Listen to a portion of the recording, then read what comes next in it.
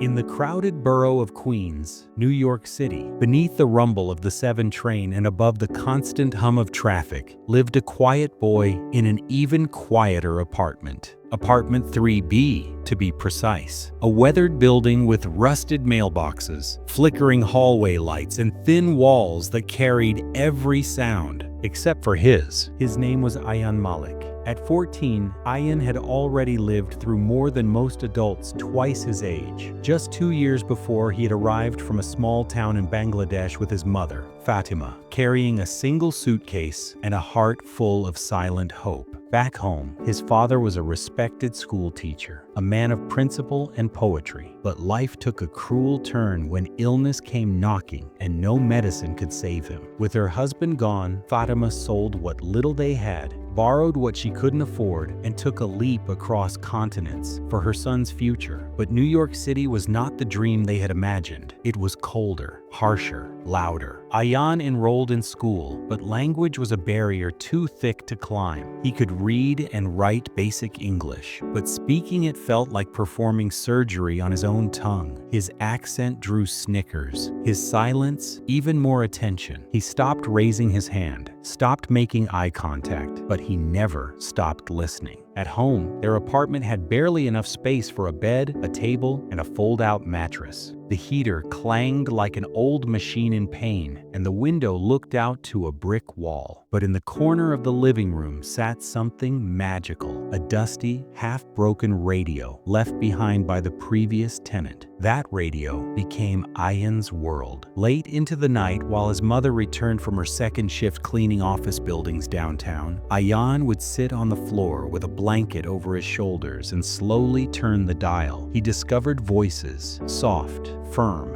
wise, energetic, voices that told stories, argued politics, read poetry, comforted strangers. He didn't understand every word, but he understood how the words made him feel: calm, curious, brave. And slowly, he began to mimic them, alone. In the bathroom mirror or under the covers, Ayaan would repeat what he heard, shaping his accent, testing his pitch, discovering the edges of his voice. At school, he remained invisible, but in his mind, he was a storyteller. One day, walking home from school, Ayaan smelled something familiar: cinnamon, cardamom, and steam. A chai cart stood near the subway entrance on Roosevelt Avenue. The vendor, an elderly man with a kind face and tired eyes, noticed Ayaan staring. "Miss home?" the man asked. Ayaan nodded. The man handed him a cup of chai. "First one's always free for homesick boys." Ayaan returned the next day, and the next. Eventually, the vendor started teaching him how to make chai the proper way: strong, milky, spiced with care. They didn't talk much, but a bond formed between them. Then, one rainy Monday morning, the cart was gone. A sign hung on the tree nearby: "Cart for sale, retirement." Ayaan stood there in the drizzle, staring at the sign as if the world had quietly changed. That night, he approached his mother with the idea to buy the cart, using what little they had saved. Her eyebrows furrowed. "You want to sell tea in the snow before school? I want to build something that's mine." It took days of pleading, planning, and promising. Eventually, she agreed. Ayaan bought the cart, fixed the squeaky wheels, cleaned it until it shone, and added a handmade sign: "Chai by Ayaan, warm cup, warm heart." He woke up at 5:30 a.m. every day, bundled in layers, and pushed the cart near the Roosevelt Avenue subway station. He made the chai himself, serving it with a quiet "good morning" and a polite smile. He didn't shout, he didn't hustle, he just served. And yet, people started to come. There was something calming about him, the way he listened, the way he spoke. His voice, though soft, had weight, like it had something to say, even in silence. Commuters returned, not just for the tea, but for the presence. Some began calling him the poet chai guy. Others said his voice reminded them of late-night radio. One morning, a young journalism student named Emma stopped by. She was doing a story on immigrant voices in New York.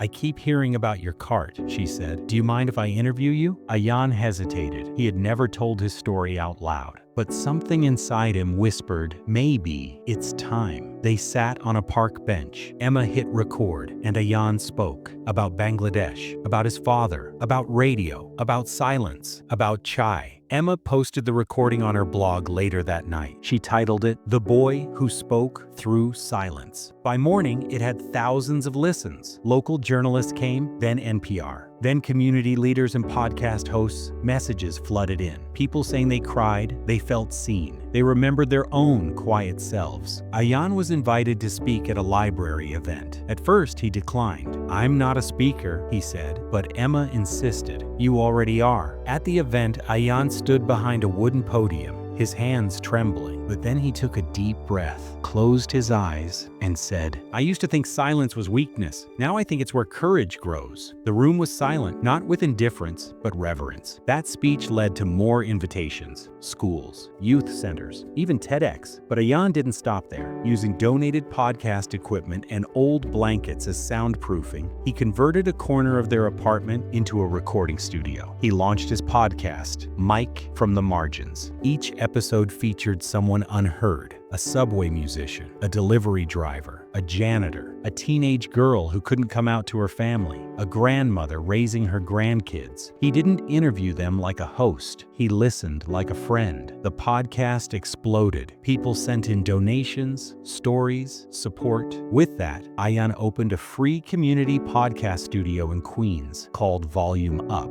a space for the quiet to finally be loud. He mentored dozens of youth, teaching them not just how to record, but how to believe that their voice mattered. One of his favorite students, Malik, once told him, "No one's ever listened to me for this long." Ayaan smiled and replied, "That's what the world is missing, listeners." By 19, Ayaan had received awards, appeared on national shows, and been named Youth Voice of the Year by a national nonprofit. But he still returned every Sunday to serve chai at the old cart. His roots, his ritual. When asked why, he said, "The chai reminds me of home, and the silence reminds me where the voice came from." At a youth summit, in front of 300 students, Ayaan ended his keynote speech with this: "Everyone wants to speak louder, but maybe what we really need is to speak truer. I came from a language I was too scared to speak in. I sold tea so I could stand still and let others come to me. I listened until the silence turned into a signal. And now I know your voice doesn't come from your throat. It comes from your truth. So if you're quiet or afraid or unsure, you are not alone. Speak anyway, because someone, somewhere, is waiting for a voice that sounds like yours." Moral of the story: your voice doesn't need to be loud, it needs to be real. Whether it starts from a podcast mic, a classroom whisper, or a chai cart in Queens, truth always finds its volume.